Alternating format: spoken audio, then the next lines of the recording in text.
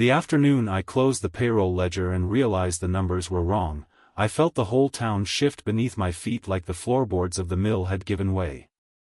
You have to understand how small our world was back then. Late 1940s, eastern North Carolina, a textile town stitched together by red brick warehouses and the long sigh of factory whistles before sunrise. The whistle would split the dark at 5:30 sharp, and men would swing their legs off narrow beds while women tied their hair up in kerchiefs and buttoned thin cotton dresses that smelled faintly of starch. Lint hung in the air like pale snow once the loom started, and by noon it settled on your eyelashes and in the folds of your shirt cuffs. It was the kind of place where your name carried more weight than the money in your pocket, and everybody knew whose boy you were. I was my father's boy, and my uncle's hope. My uncle ran the cotton mill on River Street, the biggest building in town aside from the First Baptist Church with its white steeple that caught the light like a polished bone. The mill sat along the train tracks, bricks darkened by years of steam and dust. Freight cars would groan past at odd hours, and the whole place would tremble like it was clearing its throat. I was 21 that summer, fresh from a business course at the community college in Greenville. My uncle had brought me in as a junior bookkeeper, which sounded fancier than it was. Mostly I added columns, checked timecards, and copied figures into thick ledgers stacked on a scarred oak desk that had belonged to the mill's founder. The desk smelled of ink and old paper, and the surface bore shallow grooves from decades of anxious pencils. My father worked in the dye room, where the heat was so heavy it pressed down on a man's lungs. He'd come home with his arms stained faint shades of indigo and rust, smelling of steam and chemicals that clung to him even after Mama set a bar of lye soap in his hands. He was proud that I wore a clean shirt to work and sat at a desk instead of standing by vats. He didn't say it outright, but I could see it in the way he'd glance at me across the supper table while cicadas buzzed beyond the screened windows. We were not rich people, but we were steady. In a town like ours, steadiness was everything. The widows worked the sewing floor on the second level. Their husbands had died in accidents or in the war or from illnesses that came on too fast and left too little. They were small, stooped women mostly, hands knotted from years of needlework. Mrs. Hargrove with her silver hair pinned tight.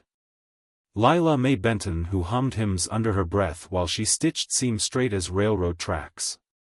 They packed their lunches in tin pails and drank sweet tea from mason jars sweating in the heat. The payroll system was simple enough. Piecework.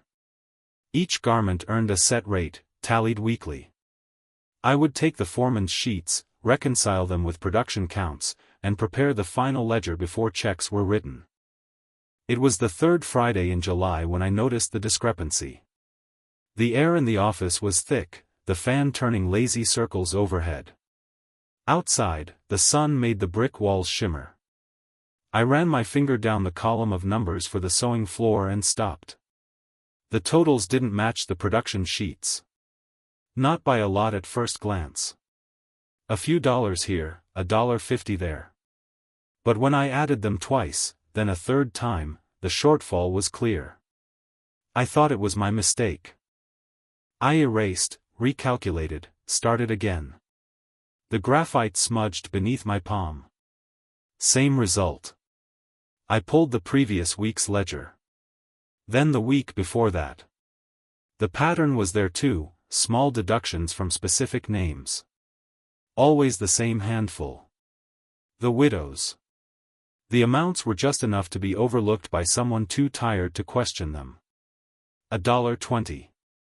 $2.10. In 1948 that could mean a sack of flour, a pair of stockings, medicine for a coughing child.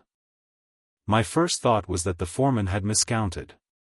My second was that I had. My third, quiet and unwelcome, was that someone hadn't. I walked down to the sewing floor under the pretense of checking inventory. The machines clattered in steady rhythm, a metallic heartbeat. Lint drifted in sunbeams that cut through the tall windows. Mrs. Hargrove nodded to me. Lila Mae offered a small smile without missing a stitch. I watched them for a while. Watched the careful way their hands moved. watched the foreman pacing with his clipboard. Back upstairs, I sat at the desk and stared at my uncle's office door. It was oak, darker than the rest, with a frosted glass pane that read "Manager" in gold paint beginning to peel. My uncle was not a cruel man. He had a deep laugh and a habit of clapping a fellow on the back. At church he sang loud enough to carry the second tenor line. He had kept the mill running through wartime shortages and post-war uncertainty. People said he had a head for numbers and a heart for the town. But the mill had been struggling since the war contracts dried up. Northern factories were bigger, faster. Orders came slower than they used to. I had seen the ledgers that told that story too: thin margins, delayed payments, loans negotiated with tight smiles. It would not have taken much to decide that small reductions here and there were necessary. That widows with no husbands to protest were safer to shave from than men who might storm an office. I sat there until the whistle blew at 4 and the machines below wound down with a mechanical sigh. The women gathered their things, screen doors would soon be slapping shut all over town as suppers were called, and I remained at that desk with the open ledger before me. When my uncle came in, he loosened his tie and set his hat on the corner. "Hotter than blue blazes," he said, fanning himself with a folded invoice. He noticed the stack of books on my desk. "You look like you've swallowed a June bug." I told him there was an inconsistency in payroll. I kept my voice steady. I pointed to the columns. He leaned over, the scent of tobacco and aftershave mixing in the warm air. He didn't look surprised. He scanned the page, then straightened slowly. "You're young," he said. "There are things about keeping a business afloat they don't teach in those classes." My stomach tightened. "We've had to make adjustments," he continued. "Temporary. Spread thin so no one feels it too hard. When orders pick back up, we'll correct it." "Sir," I said, and my voice sounded small to my own ears, "it isn't spread thin. It's the same names each week." He sighed, long and tired. "They don't have families to feed the way some do." I thought of Mrs. Hargrove's grandson, the one with the polio brace. "It's $1 here and there," he went on. "Better that than layoffs. You want to see this place shuttered? You want your daddy out of the dye room?" There it was, laid plain between us. If the books were corrected, the loss would show. If the loss showed, questions would follow. Investors, maybe even auditors from Raleigh. Pride would bruise. Trust would fray. I looked down at the ledger. My neat columns, my careful sums. Ink on paper. Truth reduced to arithmetic. "I can't sign off on it," I said, though my throat felt tight as a drawstring. He studied me a long moment. The fan hummed. Outside, a freight train wailed, long and lonely. "You're my sister's boy," he said quietly. "I brought you in to learn the business. To carry it one day." I thought of holiday dinners, of my father carving ham while my uncle told stories at the head of the table. Of Mama's pride when neighbors said how well I was doing. Of the future laid out for me like a straight road: assistant manager, then owner. A house on the good side of town. My name on the church donor board. "All I'm asking," my uncle said, "is that you let it ride." The office felt smaller than it ever had. That night I lay awake listening to cicadas scream in the trees and the distant echo of a late train passing through. The ceiling fan chopped the air in slow circles. My father's cough carried down the hall. I pictured the widows counting their wages at kitchen tables under bare bulbs, bills stacked beside them like silent accusations. I could remain silent and be loyal. I could speak and be something else entirely. The next morning before the whistle blew, I walked back into that office, the sky barely pink over the brick rooftops, and opened the ledger to the first week the adjustments had begun. I dipped my pen in ink and began to restore what had been taken, one careful figure at a time. There is a particular stillness that comes before a town wakes. The air hangs soft and damp, holding its breath. I could hear a rooster somewhere beyond the tracks, and the faint rush of the river moving past the mill's foundation. My hand trembled only once, when I corrected Mrs. Hargrove's total for the third week in June. $3.60 returned to their rightful place. I wrote a notation in the margin, clerical correction, and initialed it. By the time the whistle split the morning open, the ledger told the truth again. I did not make a speech. I did not march into my uncle's office. I simply left the corrected books on his desk and went about tallying the new day's receipts. When he arrived, I felt his presence before I heard him. He closed the office door without a word. The conversation that followed was low and controlled. He asked if I understood what I had done. I said yes, sir, I believed I did. He asked if I understood the strain it would put on the mill. I said I reckoned I did. He asked whether I was prepared for the consequences. I did not know the shape of those consequences yet, but I knew their weight. I told him I was. He did not shout. That might have been easier. Instead, he removed his glasses, folded them with deliberate care, and said, "Then we will proceed differently from here on." By noon, the news had moved through the building without a single announcement. Mills are loud places, but information travels faster than machinery. The widows were called upstairs one by one. Adjustments would be made to their pay envelopes. Back wages restored quietly over the next 2 cycles. No fuss. No apology. Mrs. Hargrove came down the stairs with her jaw set firm, eyes bright but dry. Lila May's humming carried a steadier note that afternoon. But there were other conversations too. In the dye room, my father stood beside his vats and listened to murmurs he did not yet understand. By supper, he did. We sat at the table with sweet tea sweating in thick glasses, the condensation pooling in rings on the oilcloth. Mama passed the green beans. The cicadas were already tuning up outside, the air heavy enough to ring out. "You put your nose where it didn't belong," my father said finally, not unkindly but not gently either. "It belonged in the books," I answered. He stared at his plate for a long time. His hands, scarred and stained, rested on either side like anchors. "Your uncles kept this town working through worse than you remember. There's more to it than columns." "I know," I said. And I did know. That was the trouble. "What happens if he has to cut shifts?" Mama asked quietly. I had no good answer for that.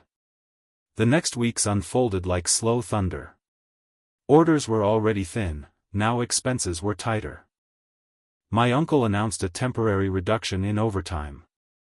Then a pause on hiring replacements for men who left. The mill did not close, but it drew its belt in another notch. At church, hymn singing drifted up to the rafters as it always had, but I felt eyes on the back of my neck. Nothing was said outright. Southern towns rarely say the hardest things in plain language. Instead, they cool by degrees. Invitations arrive a little less often. Conversations tilt away as you approach. At Thanksgiving that year, the table felt longer than it ever had. My uncle carved the turkey without looking my way. My father cleared his throat more than usual. When we bowed our heads to pray, the silence stretched thin as wire. Work changed too. I was no longer groomed for management. My uncle reassigned me to inventory control, important, but peripheral. The oak desk passed to another cousin fresh out of high school, one who asked fewer questions. I will not pretend I was noble every day. There were mornings I walked past the mill and felt a sharp pang of doubt. Had I been self-righteous? Had I risked more than I understood? When the whistle blew and fewer men filed through the gates because of reduced shifts, I counted their faces and felt the arithmetic pressing on my chest. But there were other moments. One evening, as the sun dipped behind the warehouses and the train tracks glowed dull red, Mrs. Hargrove waited by the gate. She held a small paper sack folded at the top. For you, she said, pressing it into my hands. Inside were 2 biscuits wrapped in wax paper and a jar of blackberry preserves. Didn't know how to say it proper, she added. But I know what $1 means. I stood there, unable to speak for a moment, the warm smell of baked bread rising between us. The screen door of her small house would slap shut later that night, and she would count her wages at a kitchen table that felt just a little steadier. The mill survived, though it never grew the way my uncle once dreamed. A few years later, a larger company out of Charlotte bought a controlling interest. My uncle stayed on as manager for a time, then retired earlier than he had planned. At his retirement supper, held in the fellowship hall beneath humming fluorescent lights, he thanked the workers for their loyalty. He did not mention me. By then, I had already begun charting a different course. A banker from Greenville had taken notice of my stubborn adherence to clean books. He offered me a junior position auditing accounts for small businesses across the county. It meant leaving River Street and the familiar rhythm of the looms. It meant trading lint-filled air for courthouse ledgers and long drives down 2-lane highways lined with tobacco fields. It also meant that my name would be known for something other than whose nephew I was. When I told my father, he nodded once. A man's got to live with himself longer than he lives with anyone else, he said, eyes fixed on the horizon beyond our porch. Years softened some edges. My uncle and I found a careful civility. At Christmas dinners, we spoke of weather and grandchildren. We never revisited that summer directly, but once, when he was older and his hands had begun to tremble slightly as he lifted his coffee cup, he looked at me across the table and said, "You always did have a steady hand." It was the closest he came to acknowledgement. Now, sitting out here with the cricket starting up and the night air thick the way it used to be, I can still see that ledger open before me. I can still feel the weight of the pen. Choosing fairness did narrow my road for a time. It cost me an inheritance of sorts, a smoother path, a simpler story. It strained bonds that had seemed unbreakable. It made certain rooms colder than they might have been. But it also gave me something I have carried every day since. When the factory whistle echoes in my memory before dawn, when I picture lint floating like pale dust in shafts of summer light, I do not feel shame. I feel the quiet steadiness of numbers set right. I see widows walking home with pay envelopes that told the truth. I see my younger self, scared but upright, standing in a small office with the fan turning overhead and the freight train wailing beyond the brick walls. There are easier ways to belong to a town. There are easier ways to belong to a family. But when I lay my head down at night, even now, I rest on a pillow that feels level and untroubled, and that, in the end, has been worth more than any mill could have paid me.